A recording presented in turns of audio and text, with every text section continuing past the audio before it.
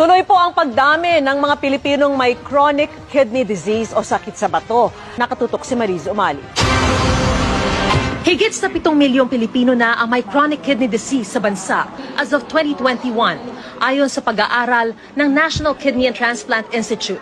Base sa datos, 45% ang itinaas niya sa loob ng 10 taon. Nababahala na ang Philippine Society of Nephrology sa patuloy na pagtaas daw ng mga nagkakasakit sa bato. Pinakakaraniwan daw na sanhi ng CKD, ang diabetes at hypertension. Karamihan daw ay walang sintomas, lalo na kapag nagsisimula pa lang ang sakit. At kung malala na ang CKD, kadalasan kailangan ng sumailalim sa dialysis, transplant o di kaya'y humantong sa pagkamatay. Para hindi na humantong sa ganito, mahalagang mapangalagaan ang bato. What are the warning signs of kidney disease? Are you ready? Warning signs that your kidneys naapektuhan na. Oo, naapektuhan na siya. Yan. Okay, high blood pressure, sa puso naman yon. Pag ikaw may high blood, ayan, warning sign niya that your kidney is affected na.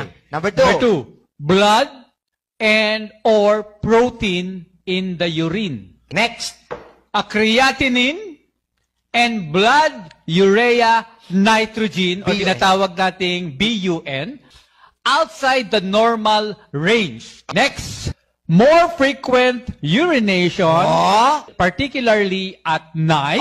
Wala sa edad to ha, wala sa edad. Pagka-frequent, madalas kang umihi. Aba, sa gabi? Bakit? Lalo na sa gabi. Okay, number 6. Puffiness around eyes. Yun. Swelling of hand and feet. Para siyang may eye bag na parang lumulo, parang manas din around the eye. Tapos, nagkakaroon na kayo ng edema. Edema is pamamanas either ng kamay or ng paa.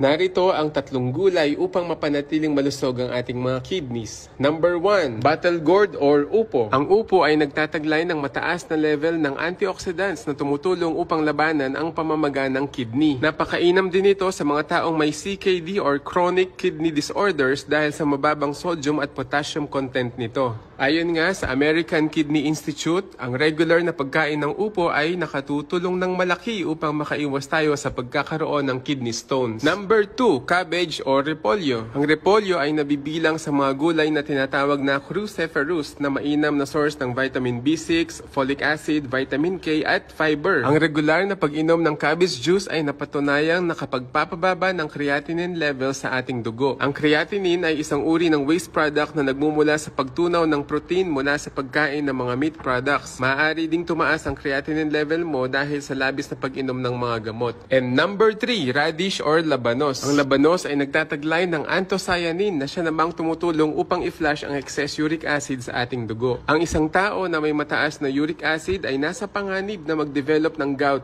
na kadalasan naman ay nauuwi sa kidney disease kapag hindi naagapan. Yun po, God bless and happy gardening. Follow us for more!